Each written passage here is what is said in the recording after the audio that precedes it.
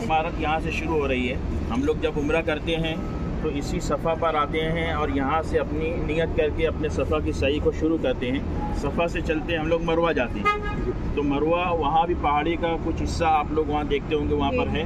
इसी तरह ये सफ़ा के ऊपर, तो सफ़ा ये कोई अलग से पहाड़ नहीं था, इसी जो पीछे जो पहाड़ रहा है जबल अबू कुबैस, उसी की एक चोटी थी।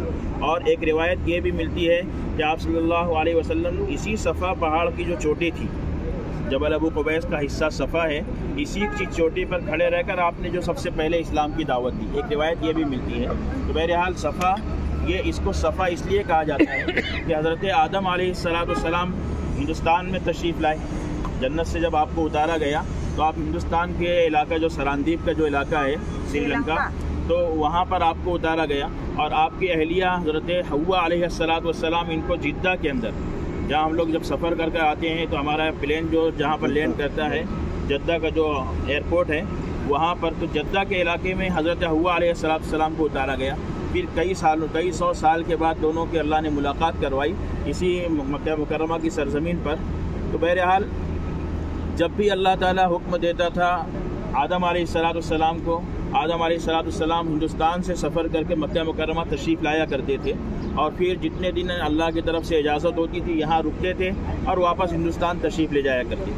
तो जब आप हज़रत आदम अलैहिस्सलाम मक्का मुकर्रमा में होते थे तो इसी सफ़ा के ऊपर बैठकर आप इबादत किया करते थे। सफ़ा जो पहाड़ी थी, जो चोटी थी, उसी पर बैठकर हज़रत आदम अलैहिस्सलाम इबादत किया करते थे। और आदम अलैहिस्सलाम का लक़ब था सफ़ीउल्लाह। जैसे मुख्तलिफ़ अंबिया किराम आए हैं और हर नबी का एक कलमा उनके नाम के साथ, जैसे ला इलाहा इल्लल्लाह मुहम्मदुर रसूलुल्लाह, ये हमारे अपने नबी का कलमा ला इलाहा इल्लल्लाह मुहम्मदुर रसूलुल्लाह। मूसा अलैहिस्सलाम का कलमा था ला इलाहा इल्लल्लाह मूसा कलीमुल्लाह। इसी तरह से ईसा अलैहिस्सलाम का कलमा था ला इलाहा इल्लल्लाह ईसा रूहुल्लाह। तो आदम अलैहिस्सलाम का कलमा था ला इलाहा इल्लल्लाह आदमु सफ़ीउल्लाह। तो आदम अलैहिस्सलाम का लक़ब था सफ़ीउल्लाह। तो इसी मुनासबत से इस यहाँ पर बैठकर वो इबादत किया करते थे, उसी वजह से इसको सफ़ा कहा जाने लग गया। चलो आगे चलते हैं, धीरे धीरे चलना कहा गया है, भीड़ रुकने मत दो। दूसरा ये जो यहाँ पर आप लोग साइड में देख के बाद के तकरीबन 53 साल तक के आप सल्लल्लाहु अलैहि वसल्लम मक्का मुकर्रमा में रहे हैं और 53 साल के बाद आप सल्लल्लाहु अलैहि वसल्लम ने इस मक्का मुकर्रमा को खैरबाद कहा है और मदीने मुनव्वरा की तरफ हिजरत फरमाया है। तो 49 साल जो आप सल्लल्लाहु अलैहि वसल्लम इस जगह रहे हैं, इंतकाल होने के बाद आपके चचा अबू तालिब थे, तो अबू तालिब के पास आप सल्लल्लाहु अलैहि वसल्लम को सरपरस्ती के लिए उनके हवाले कर दिया।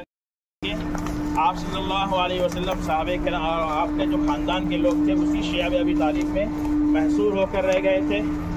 फिर आप रास्ते के ज़रिए से आप हरम आया और जाया करते थे। बाद में 25 साल की उम्र में हज़रत अबू तालिब ने आप सल्लल्लाहु अलैहि वसल्लम का निकाह खदीजतुल कुबरा रज़ियल्लाहु तआला अन्हा से कर दिया। आप सल्लल्लाहु अलैहि वसल्लम निकाह हो जाने के बाद हज़रत खदीजतुल कुबरा के मकान में रहने लग गए थे। हज़रत खदीजतुल कुबरा का मकान भी इसी मैदान में था।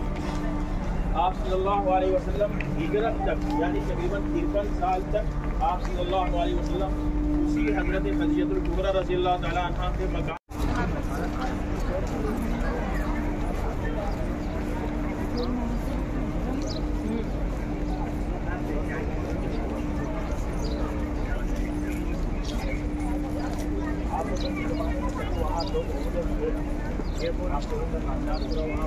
तो मैंने अभी वहाँ से बताया आप सल्लल्लाहु अलैहि वसल्लम का मकान था और यहीं से 200 कदम की दूरी पर हज़रत अबू तालिब। लेकिन बहरहाल वो ये पूरा इलाका जो है आप सल्लल्लाहु अलैहि वसल्लम और आपके ख़ानदान के लोगों के लिए के इस्तेमाल में रहा है।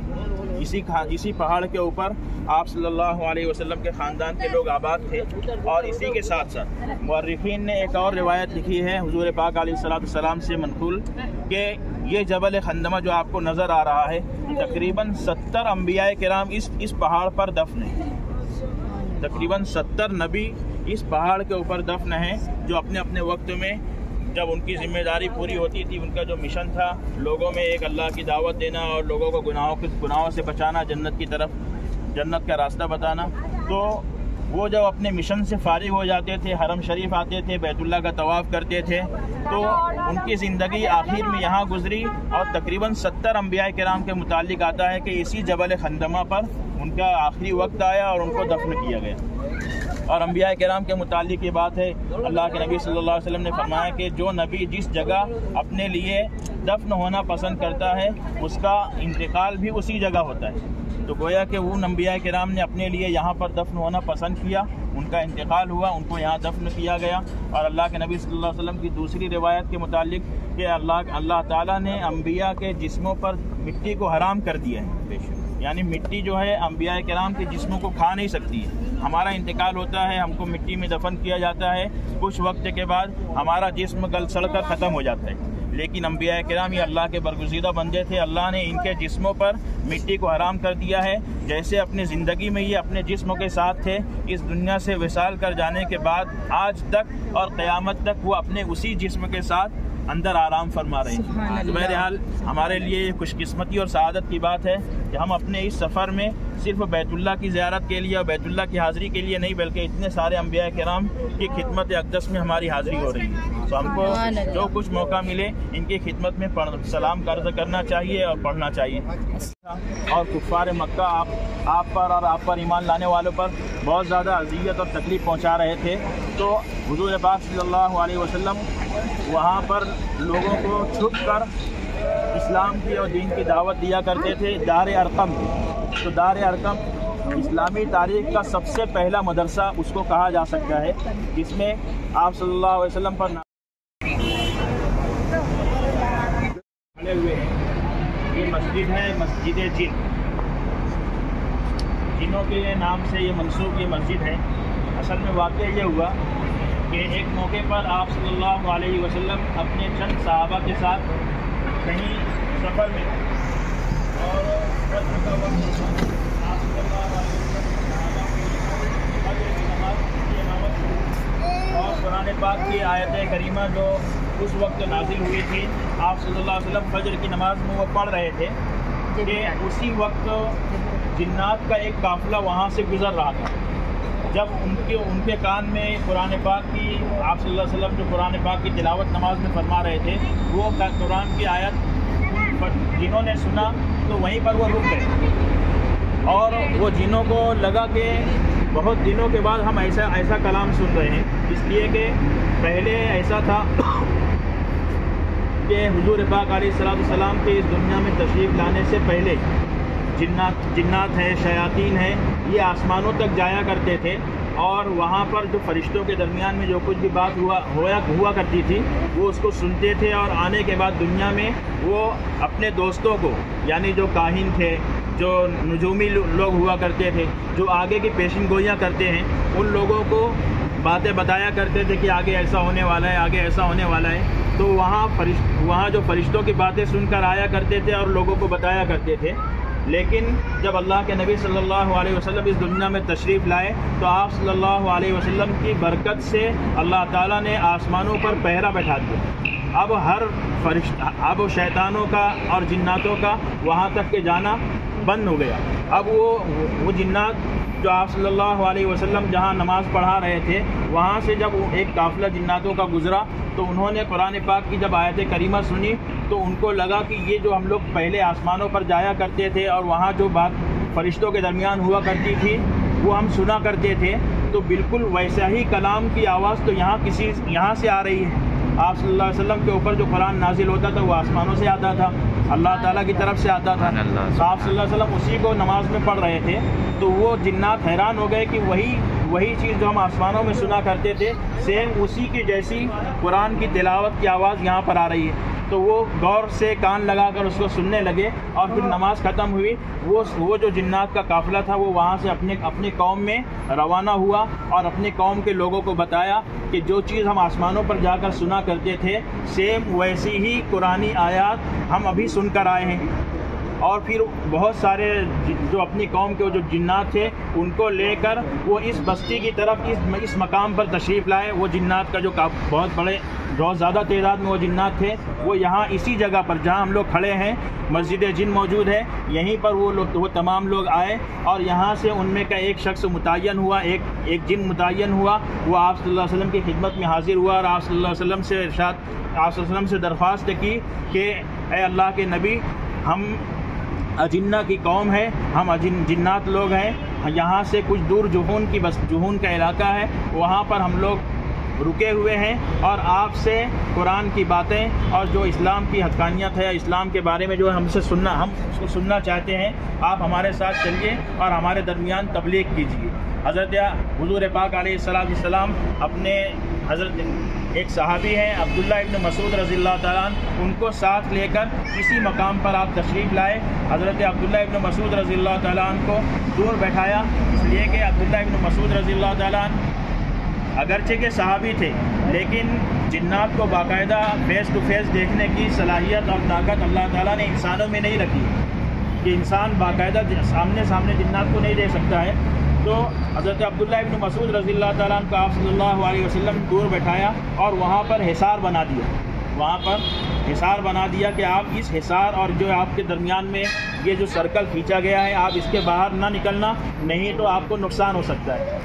اور اس کے بعد آپ صلی اللہ علیہ وسلم وہاں سے اس مقام پر تشریف لائے. یہاں اجنہ کی ایک بہت بڑا قافلہ تھا اور پوری قوم یہاں موجود تھی. آپ صلی اللہ علیہ وسلم نے ان کے سامنے قرآن کی آیت ہیں وہ پڑھ کر ان کو اسلام کی حقانیت اور اسلام کے بارے میں ان کے سامنے بتایا, ان کے سامنے بات رکھی. تمام کے تمام جو اجنہ تھے انہوں نے آپ صلی اللہ علیہ وسلم کے دست مبارک پر ایمان لایا, اسلام کو قبول کیا.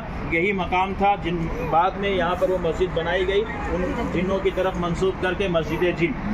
بعد میں آپ صلی اللہ علیہ وسلم جب ان کو دعوت و تبلیغ دینے کے بعد حضرت عبداللہ ابن مسعود رضی اللہ تعالیٰ عنہ کے پاس گئے اور ان سے سوال کیا تو حضرت عبداللہ ابن مسعود رضی اللہ تعالیٰ عنہ فرما رہے تھے کہ میں ایک عجیب و غریب آوازیں سن رہا تھا, یہاں سے انتہائی عجیب قسم کی عجیب و غریب آوازیں آ رہی تھیں اور کچھ ڈراؤنی شکل کی تصویریں میرے سامنے آ رہی تھیں اور اتنی زیادہ وہ تھے کہ میں ڈر رہا تھا کہ کہیں عنقریب ایسا ہوا کہ میں اپنے اس حصار کو توڑ کر میں باہر نکل جاتا.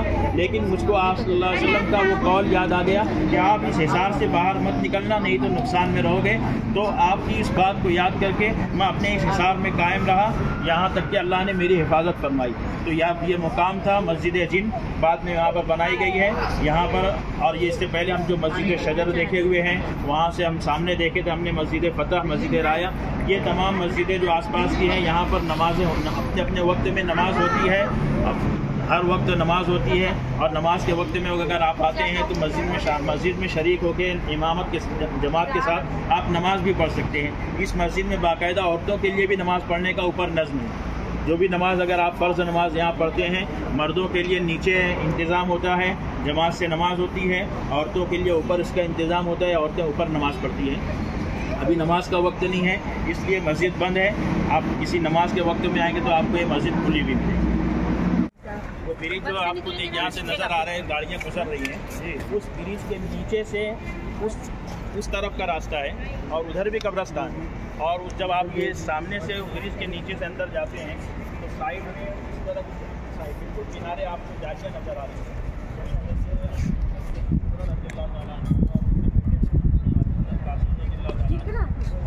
جی پوری قبریں ہیں, ادھر تو پلین قبریں رہتی ہیں نا, پتھر رکھ کے نشانی رہتی ہے.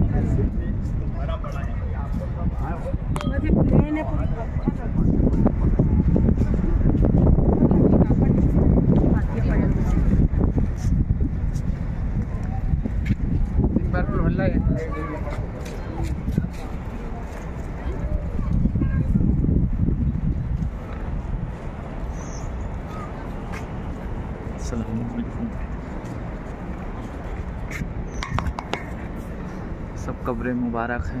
یہ جنت المالا ہے. یہاں پہ 70,000 صحابہ اکرام رسول اللہ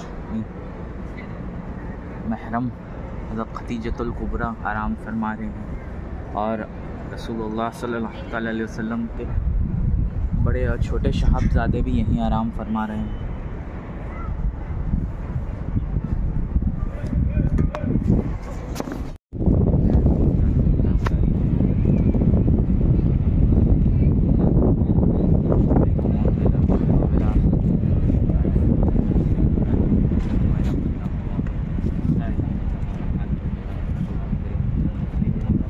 वाले हज करने वाले जो भी होते हैं, अगर वहाँ इंतकाल होता है तो उसी जन्नतुल बकी में दफन होता है, उनके लिए कोई अलग से वो नहीं। उसी जन्नतुल बकी में मदीना मुनव्वरा के लोग भी हैं, और उम्रा और हज करने वाले जिनका इंतकाल होता है उनको भी उसी में दफन किया जाता है मदीना मुनव्वरा में।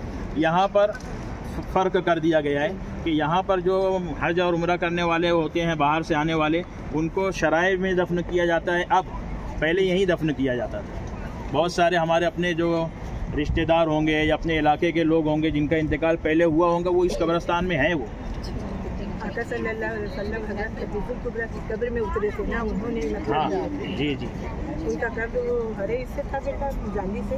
हाँ, वो बिल्कुल आखिरी में जो हिस्सा है ना, यहाँ से नज़र आ रहा है, वो बिल्कुल आखिरी में जो गाड़ियाँ चल रही हैं उसके पीछे वहाँ हज़रत खदीजतुल कुबरा रज़ी अल्लाह ताला अन्हा वहाँ आराम फरमा रही है। जी जी,